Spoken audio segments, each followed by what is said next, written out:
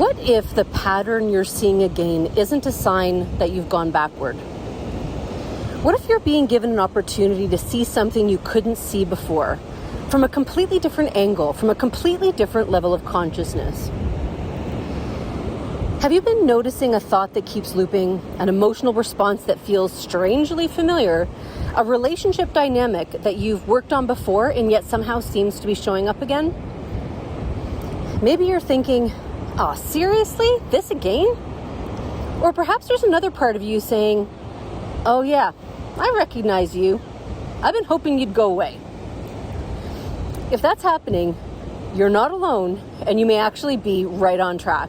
And this is a really interesting time to be experiencing it. Hi, I'm Joanne Cary. Welcome back to the Embodied Soul podcast. Today I want to explore this incredible period of time that we're in right now and how we can utilize it to our highest benefit. Because I believe that many of us are being given an opportunity right now to see old patterns, old beliefs, old emotional responses, old ways of being, but to see them from somewhere new. We're in an eclipse corridor. We're moving through a period of significant energetic change, and there is a lot of support available to us right now for releasing, transmuting, and moving beyond things that no longer need to come with us. And sometimes our soul may simply remove something that can't go forward with us, but we're also being given choice. We get to choose how we want to see what we're experiencing. We get to choose how we respond. We get to choose what action we take. And we can either move with that current or we can grip onto the tree. So if you're ready to join me, pull up a comfy chair, invite in your soul, and be open to receive exactly what you need to live, be, and thrive as the embodied soul you are. I've been thinking a lot about this topic as an extension of what we talked about last week around detours. Because the detours that I've been moving through have provoked me to reflect, to think, to work through different emotions and experiences that have happened in my life so far. But what has come into my awareness this week is a slightly different layer. Because we've talked before about patterns returning. We've talked about noticing our triggers. We've talked about being present with our emotions and listening to our bodies. So why does this feel important to talk about again? I think it's because perhaps the pattern isn't actually returning in the way that we think it is. Maybe it isn't back. Maybe we're meeting it again from somewhere new. Think about the upward spiral. We may come around to something that looks very familiar, but we're not actually standing in the same place. We're approaching it from a new level of experience, a new level of consciousness, a new perspective. And so what if the reason we're seeing this thing again isn't because you haven't healed it? What if you're seeing it because you're ready to see something you couldn't see before? And this is where the image of the hanged man from the Rider-Waite Tarot came into my awareness. The hanged man has suspended himself upside down. He's not frantically trying to get himself right side up. He's looking at the world from a different perspective. And I think that's part of the invitation we're being given right now. What if the invitation isn't immediately to change the thing, but to change the way we're looking at the thing? What if, instead of immediately asking, how do I fix this, we pause and ask, what am I not seeing?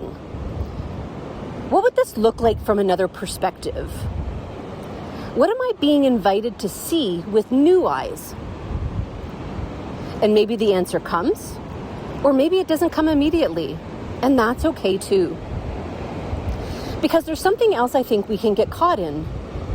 We can have an experience and immediately turn it into, okay, what's the lesson? What am I supposed to do to learn from this?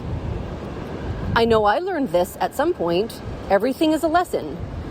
And that can be really helpful. It can help us move out of victimhood. It can help us become curious about our experiences.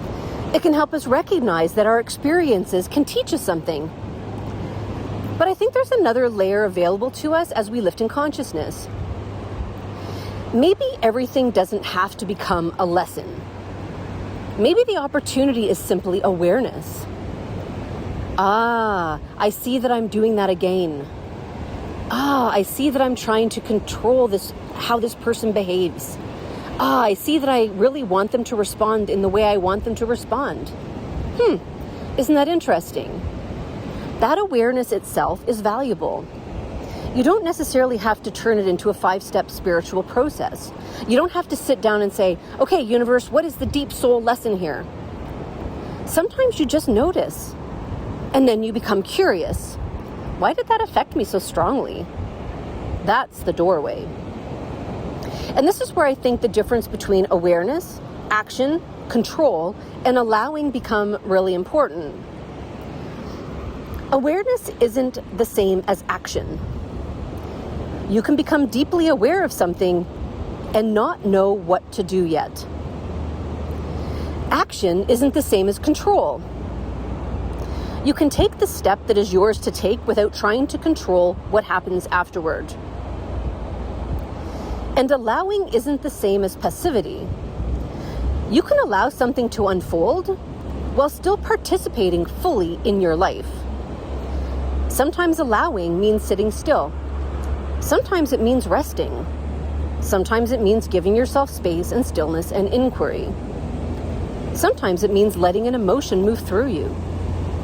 And sometimes allowing means taking an action that you've been resisting. Changing something, having a conversation, setting a boundary, changing a behavior, ending something, or perhaps simply changing the way you're relating to something. We don't always know in advance which one it's going to be, and that's part of the invitation. Because I think there's a subtle trap that we can get into when we're working with patterns.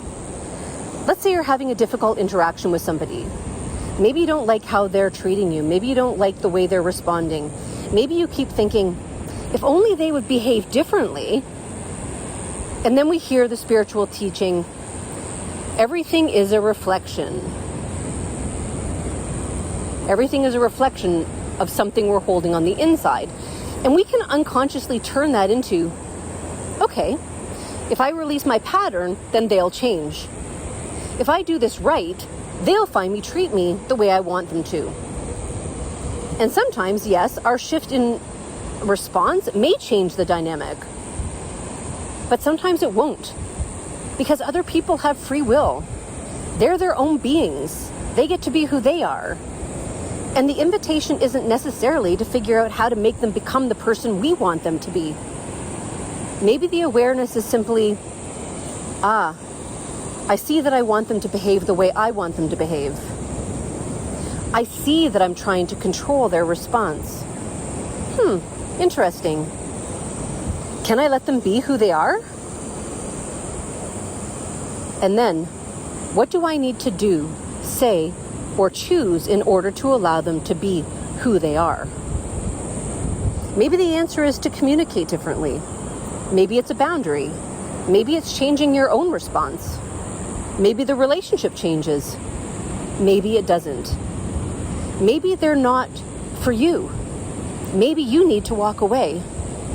The point isn't that there's one right answer. The point is that you're becoming available to seeing what is actually true. Because changing yourself doesn't mean becoming better at tolerating something that isn't right for you. Sometimes the shift is realizing, I don't need to change them. I need to choose differently for myself. And this brings me back to the patterns that may be showing up for you right now. Where are the thoughts looping? Where are the patterns repeating themselves? Where is something you've worked on before showing up again? Where are you reacting in a way that you don't actually prefer? Where is your body contracting? Where does your energy drop? Where do you feel heaviness? Where do you get that sigh, that, oh, this? These can be the tap on the shoulder, the little flag going up. Something is here. And you don't have to immediately figure out what it means. You can simply ask, what do I need to know about this? What am I not seeing? Help me see this with new eyes. Show me, and then be open. Because here's the part that isn't always easy. Become willing to receive an answer you didn't already decide you wanted. Be open to the new. And that's hard. We want things the way we want things, when we want things, for very good reasons. Parts of us learn that certain things keep us safe. Control can feel safe. Predictability can feel safe. Knowing the outcome can feel safe.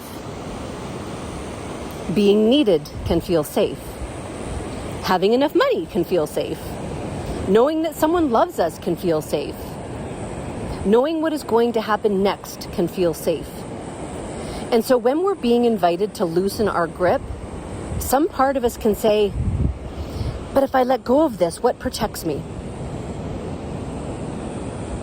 And this is where I think we're being given an opportunity to learn something through our experience. We can begin to loosen those layers of protection and discover that we don't need them in the same way anymore. We can allow something new. We can release a little bit of control and discover that we're okay. We can stop trying to make someone respond the way we want them to and discover that we're okay. We can allow ourselves not to know. We can take a step without knowing exactly where it will lead. We can let something go without knowing what will replace it. And the experience itself becomes the evidence. Oh, I'm okay. Something else is possible. And sometimes this is where we discover that we're still holding on to the tree. The guides gave me this image a long time ago. It's like being in a raging storm and gripping onto a palm tree. Your body is flapping like a flag in the wind, but you're holding on as tightly as you possibly can because you're trying to hold on to safety. You're trying to hold on to security. You're trying to hold on to what you know because you don't know what's coming. You don't see the map. You don't see where the wind is taking you. And you're afraid that if you let go, something terrible will happen. But what if the invitation isn't, how can I become more comfortable while holding on to this tree? What if the invitation is, why am I still holding on to the tree? What am I getting from holding on? What am I afraid will happen if I let go? What do I believe this is protecting me from? And I'm not saying that we should simply drop everything and let go of everything in our lives. This isn't about being reckless. This isn't about passivity. This is about becoming curious about where we're gripping. Because sometimes the thing we're holding onto is no longer actually protecting us. It's simply familiar. And familiar isn't always the same as safe. And this is where I think the energetic support we're receiving right now becomes so important. We're moving through a time of great change. We're being supported energetically in releasing and transmuting and seeing what is holding us in heavier frequencies, in patterns that no longer resonate with where we're going. And sometimes that release is something we consciously participate in. Sometimes we see it, we become aware of it, we change our perspective, we take action. And sometimes our soul simply removes something. Something can't go with us. Something is no longer in resonance. And we can fight that. We can try to hold on to it. We can say, no, I want it this way. And we have free will. We can do that. But we may also find that the energetic alignment is already moving us somewhere else. So the question becomes, how do I want to move through this? Do I want to hold on to the tree until my fingers are exhausted? Or can I begin to loosen my grip? Can I allow myself to be moved? Can I trust that I don't need to know the entire map? Because where the wind carries us may be toward our next highest expression, our next embodiment, a new way of being that we couldn't have imagined from where we were standing before. And we won't always see the benefits of that choice while we're making it. We'll see them in the rearview mirror once we have more information, once we're past it. So my invitation to you over the next few weeks, and really as an ongoing practice, is to become very present with what you're experiencing. Notice the thoughts, notice the emotions, notice the body, notice the loops, notice the repeating patterns, notice the things that make you contract. And instead of immediately saying, I've already done this, I've already healed this, I shouldn't be experiencing this, try instead, I recognize you. What are you showing me now? What might I see differently from where I am today? What am I still holding on to? What am I afraid will happen if I let this go? What am I trying to control? What would it look like to let this person, this situation, this experience be what it actually is? And then ask, show me, help me see with new eyes. I'm open, I allow. You may get an answer immediately, you may not.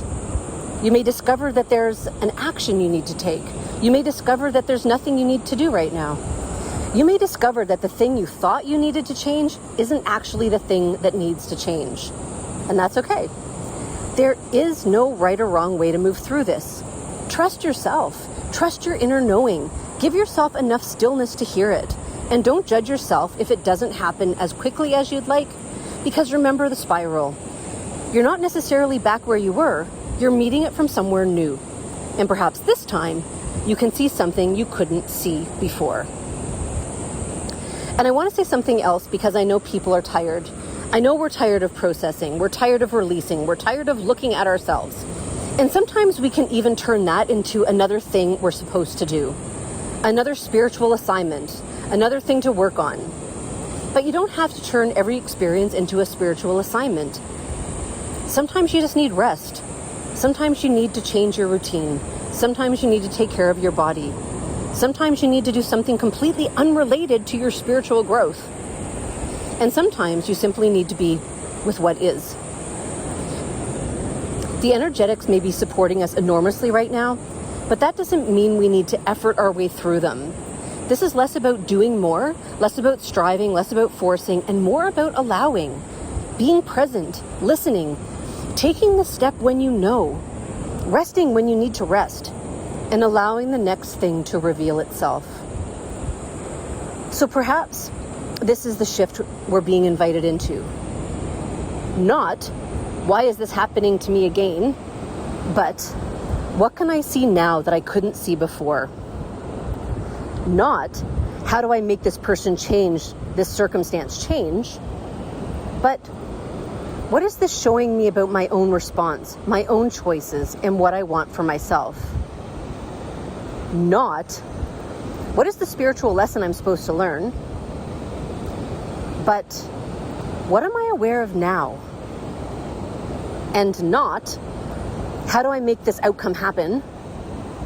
But, what is mine to do and what can I allow? Because awareness isn't the same as action. Action isn't the same as control. Allowing isn't the same as passivity. And releasing isn't necessarily losing. Sometimes releasing is making space. Space for something you can't see yet. Space for a new perspective, a new response, a new relationship with yourself, a new expression of your life, a new level of consciousness. So if something is showing up for you again right now, don't automatically assume you've gone backwards. Maybe you're simply higher on the spiral. Maybe you're looking at it from a different place. Maybe your soul is asking you to turn it upside down, to see it with new eyes, to notice where you're still gripping, and then when you're ready, to loosen your hand. You don't have to know exactly where the wind will take you. You just have to become willing to discover that you may be safe without holding on so tightly. You are so loved. You are so supported. You are not alone in this. You're not doing anything wrong. Stay open, be in allowance, and see what becomes possible when you stop trying to make the experience be what you thought it needed to be and become willing to see what it actually is. If you've enjoyed this episode of Embodied Soul, please like, share, subscribe, and leave me a comment. Let me know what resonated with you. What are you moving through right now? Because as we share with each other, we support each other in recognizing and moving more easily through the shifts we're all going through. And I look forward to being with you again next week.